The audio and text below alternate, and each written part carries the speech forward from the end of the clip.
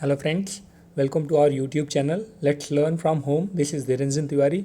So friends, हम लोगों ने एक न्यू सीरीज शुरू की थी जिसका नाम था master in history public history MA हमने शुरू किया था कोर्स जो कि इग्नू के लिए था। उसमें हम सब्जेक्ट कोड उठा के रखे हुए थे MHI03। तो फ्रेंड्स, और हमने जब अपना पहला वीडियो जब मैं शुरू कर रहा था तो हमने बताया था कि चूँकि MHI03 में हमारे पास बहुत सब्जेक्ट हैं, लेसन बहुत सारे हैं और टाइम हमारे पास कम है, तो हमने डिसाइड किया था कि हम सिर्फ उन्हीं क्वेश्चंस को उठाएंगे या उन्हीं चैप्टर्स को डिस्कस करेंगे जो फ्रिक्वेंटली पूछे जाते हैं, जो कई बार एग्ज़ाम में पूछे गए हैं। हम सिर्फ उन्हीं चैप्टर्स को डिस्कस करेंगे, उन्हीं क्वेश्चंस को डिस्कस करेंगे। सो फ्रेंड्स, अगली वीडियो में जो हम चैप्टर लाए हैं वो है लेसन 12 प्रत्यक्षवादी परंपरा। इसके पहले जो नए हैं वो हमारा पिछला वीडियो भी देख सकते हैं, आप सर्च कर लीजिए, आपको प्लेलिस्ट में ही मिल जाएगा। सो फ्रेंड्स, शुरू करते हैं प्रत्यक्षवादी परंपरा। यहाँ देखिए, आमतौर पर जिसे हम आमतौर पर इतिहास का प्रत्यक्षवादी दृष्टिकोण समझते हैं वह बुनियादी तौर पर 3 परंपराओं से निकला हुआ है। प्रत्यक्षवाद की जब हम बात करते हैं तो वो सिर्फ प्रत्यक्षवाद नहीं होता, उसमें 3 चीज़ें होती हैं। सबसे पहले है अगस्टस कॉन्ट की प्रत्यक्षवादी दर्शन, उसके बाद अनुभववादी परंपरा, और तीसरा है लियोपोल्ड फॉन रानके द्वारा स्थापित दिशा निर्देश। तो हम स्पेशली 3 विचारधारा की बात करते हैं, प्रत्यक्षवादी विचारधारा, अनुभववादी विचारधारा और रानके। और तीनों में अलग अलग क्वेश्चन आते हैं, कभी भी क्वेश्चन एक साथ नहीं आता, तीनों के अलग अलग क्वेश्चन आते हैं। इसलिए हम इसको 3 लेक्चर में समझेंगे कि प्रत्यक्षवादी क्या है, उसके बाद अनुभववादी क्या है और रानके क्या है। ओके फ्रेंड्स,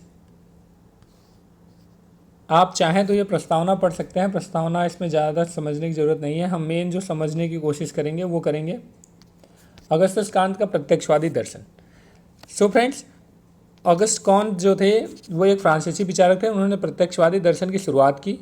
उन्होंने प्रबोधन एनलाइटनमेंट की परंपरा का पालन किया जो सार्वभौमता में विश्वास करता है। सार्वभौमता का मतलब होता है फ्रेंड्स ऐसी चीज़ जो सब पर लागू हो, दैट इज सार्वभौमता। प्रबोधनवादी विचारकों की धारणा थी कि अगर कोई बात किसी एक समाज पर लागू हो सकती है तो अन्य समाज के लिए भी वैध है। इसलिए उन्होंने सोचा कि सार्वभौम नियम, अभी मैं आपको एक्सप्लेन कर दूंगा, बनाना संभव है जो पूरे विश्व के लिए वैध हो। कॉन्ट ने भी इस सार्वभौम सिद्धांत का समर्थन किया और व्यक्तिवाद का विरोध किया जिसे रूमानी विचारधारा वाले प्रचारित करते थे। कॉन्ट ने 1814 से लेकर 1824 के बीच एक आदर्शदर्शी समाजवादी हेनरी सेंट नॉर्मन के शिष्य थे। फ्रेंड्स, इट मीन्स कि जो अगस्टस कॉन्ट थे उन्होंने सार्वभौम की बात की। उन्होंने इंडिविजुअलिज्म या जो व्यक्तिगत सिद्धांत था उसे नकार दिया। व्यक्तिगत सिद्धांत या व्यक्तिवाद का मतलब होता है कि हर इंडिविजुअल पर्सन का अपना इंटरेस्ट होता है, वो बिल्कुल अलग होता है। जबकि इन्होंने बोला कि नहीं, सार्वभौम का सिद्धांत इतिहास लेखन में बहुत महत्वपूर्ण है, क्योंकि अगर कोई भी चीज़ एक समाज पर लागू हुई है तो वो किसी नियम कानून के जरिए ही हुई होगी और वही नियम कानून उसी कंडीशन में किसी दूसरे समाज पर भी लागू होगा। सेंट साइमन के अलावा उन पर जॉन लॉक, डेविड ह्यूम और इमैनुअल कांट का भी प्रभाव था। इन सारे प्रभावों ने दर्शन की उनकी अपनी प्रणाली विकसित करने में मदद पहुंचाई। उन्होंने जो पुस्तकें लिखी, the course of positive philosophy, the course of positive politics. Friends, इतना तो आप अपने इंट्रोडक्शन में डालेंगे, वो सफिशिएंट इंट्रोडक्शन हो जाएगा। उसके बाद मेन आ जाएंगे कि आपको बॉडी में क्या लिखना है। कॉन्ट के अनुसार सभी अवधारणाओं और ज्ञान का क्रमिक विकास 3 चरणों में हुआ है। कॉन्ट मानते थे कि जो भी ज्ञान है, जो भी विकास है, वो 3 चरणों में हुआ है। सबसे पहला होता है धार्मिक या काल्पनिक, दूसरा होता है अधिभौमिक या अमूर्त, और तीसरा होता है वैज्ञानिक या प्रत्यक्ष। अगर आप सिंपल कंडीशन भी समझें या सिंपल ह्यूमन नेचर भी समझें तो आपको पता होना चाहिए। देखिए, जब लोग अनपढ़ होते हैं, इलिटरेट होते हैं, बहुत ज़्यादा नॉलेज नहीं होता उन्हें, तो वो धर्म वगैरह पे ज़्यादा विश्वास करते हैं, धार्मिक बातें करेंगे, कल्पना की बातें करेंगे, मीन्स कि वो हकीकत से बहुत दूर होते हैं। उसी तरह से जब उन्हें थोड़ा सा इनलाइटमेंट होने लगता है, थोड़ा सा वो पढ़े लिखे होने लगते हैं, तो अमूर्त की बात करते हैं, मतलब कि फिर धीरे धीरे वो चैलेंज करना शुरू कर देंगे कि गॉड होता है नहीं होता है, अगर हो भी तो वैसे तो नहीं मानेंगे, मुसीबत में आने आने पर भी वो गॉड को मानना शुरू करते हैं। इट मीन्स कि वो थोड़ा थोड़ा मॉडर्न होने शुरू कर देते हैं। थर्ड है वैज्ञानिक स्टेज, जब बहुत ज़्यादा पढ़े लिखे लोग हैं वेस्टर्न कंट्रीज़ में या इंडिया में ही देख लो आप, जो बहुत ज़्यादा पढ़े लिखे हैं समझदार हो गए हैं, तो वो वैज्ञानिक उस पे जाते हैं। और ऐसा नहीं था कि इमैनुअल कांट के दिमाग में ये चीज़ें सडनली आ गई थी, उन्होंने जो चीज़ें देखी थी। आप आगे बढ़िए। इन 3 चरणों में से पहला चरण प्राथमिक चरण है, जिसके जरिए मानव मस्तिष्क को अनिवार्य रूप से गुजरना होता है। दूसरा चरण संक्रमणकालीन है और तीसरा चरण मानव समझदारी की अंतिम एवं तय तथा निश्चित अवस्था है। कौन ने इतिहास के इस विचार के विकास तथा बचपन से वयस्क अवस्था तक पहुंचने के किसी व्यक्ति के विकास में भी एक समानता देखी। उनके अनुसार पहली 2 अवस्थाएं अब अतीत बन गई थी, जबकि तीसरी अवस्था अर्थात प्रत्यक्ष अवस्था उभर रही थी। फ्रेंड्स देखो, ऐसा था नहीं कि उन्होंने अचानक से ऐसा देख लिया। उन्होंने देखा, जो कि वो फ्रांस से थे, तो यूरोप में जो चीज़ें आ रही थी, रेनेसांस का जो सीजन था, जो समय था, उसको इन्होंने समझना शुरू किया। जब समझना शुरू किया तो उन्होंने देखा पहले जो चर्च था वो बहुत हावी हो गया था, तो वो पहला स्टेज था, धार्मिक या काल्पनिक स्टेज था। जो चर्च कहता था उसे लोग मान लेते थे। फिर धीरे धीरे उसको काउंटर करना शुरू किया, आंख बंद करके उस पर भरोसा नहीं किया गया।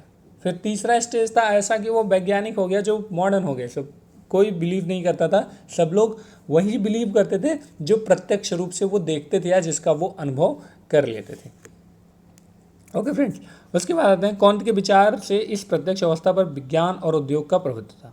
इस युग में धर्मशास्त्रियों और पुरोहितों का स्थान वैज्ञानिकों ने ले लिया, जो मैंने बात की, और व्यापारियों सहित उद्योगपतियों, प्रबंधकों, महाजनों ने योद्धाओं का स्थान ले लिया।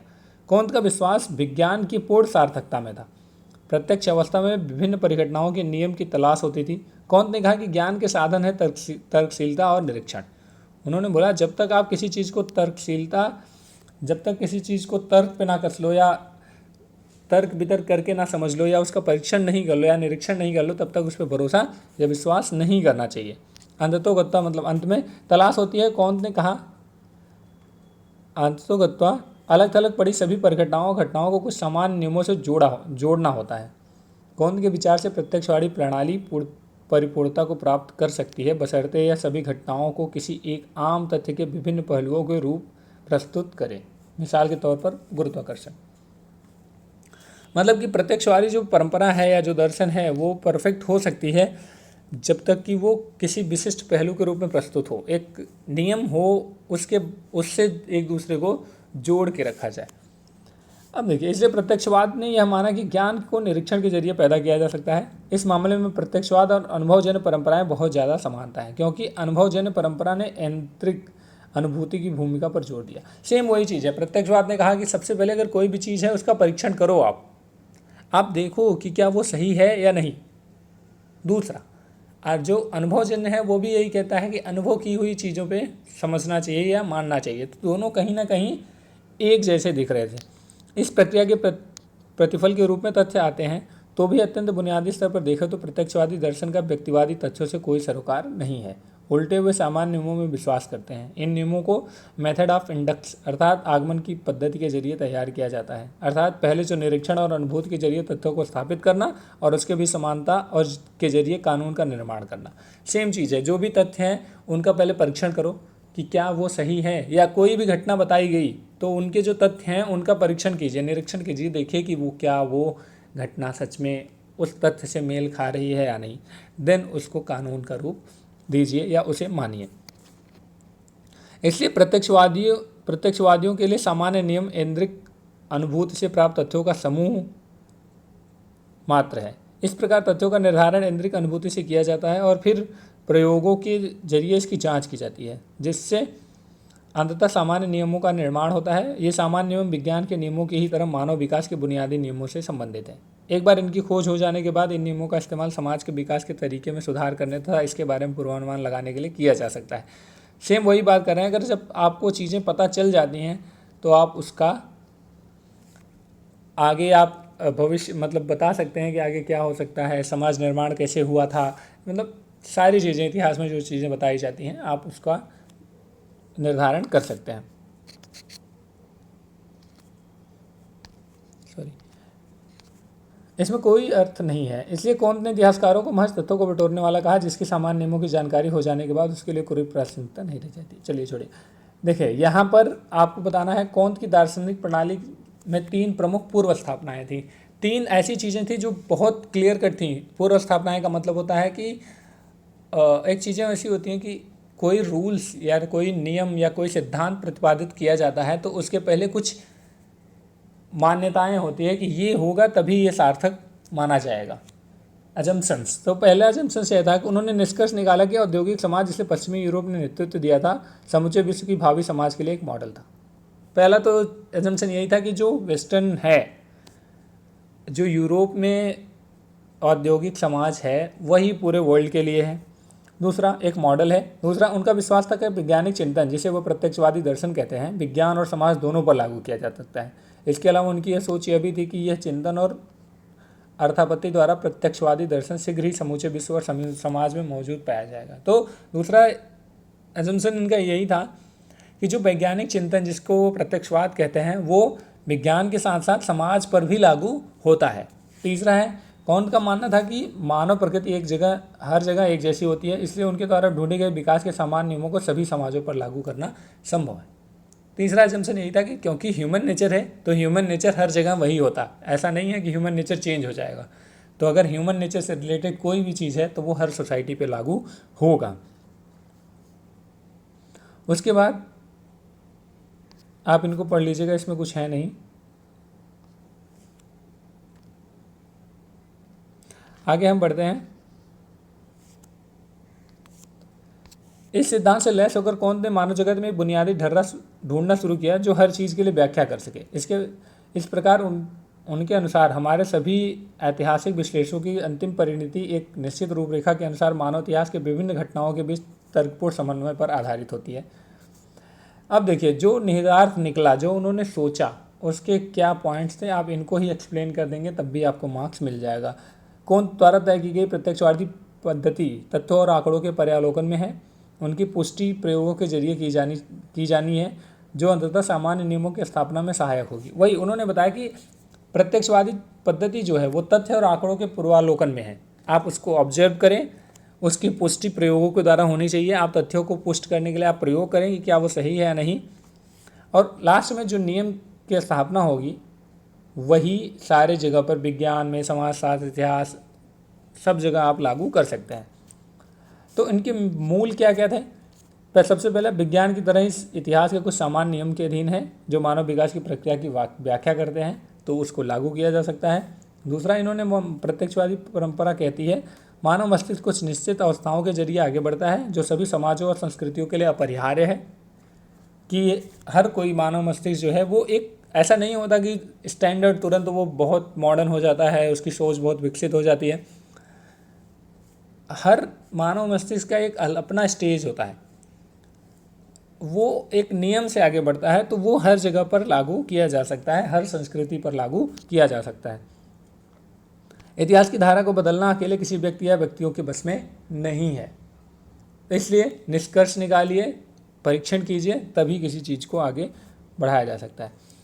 कौन जिस आगमनात्मक प्रणाली में विश्वास करते थे वह विज्ञान पर लागू होने योग्य थी, जिसमें तथ्यों का निरीक्षण, प्रयोग और फिर सामान्य नियमों का सूत्रीकरण कर इतिहास लेखन पर भी लागू किया जाना चाहिए था। वो जो प्रणाली की बात करते थे वो साइंस का था एक्चुअल में, पर उन्होंने बोला अगर वो चीज़ें साइंस पे लागू किया जा सकता है, साइंस पे लागू होता है, तो वो इतिहास लेखन पर भी लागू होगा, जिसके बहुत सामान्य से नियम होते हैं। सबसे पहले तथ्यों का निरीक्षण कीजिए, जो भी तथ्य हैं आप उन्हें जांचिए, फिर उनका प्रयोग कीजिए कि वो सही थे या नहीं थे, फिर उनको सूत्रों में बांधिए, सामान्यीकरण कीजिए, जो हमने पहले लेक्चर में पढ़ा था या पहले चैप्टर में पढ़ा था, उनका सामान्यीकरण करके आप उसे इतिहास पर लागू कर सकते हैं। यही प्रत्यक्षवादी परंपरा कहती है।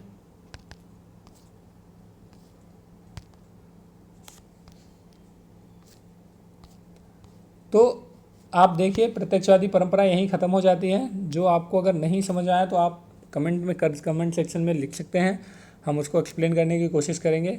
आई होप कि आपको ये पसंद आया है, तो बने रहिए हमारे साथ। नेक्स्ट में हम अनुभववादी परंपरा को डिस्कस कर लेंगे। Thank you so much.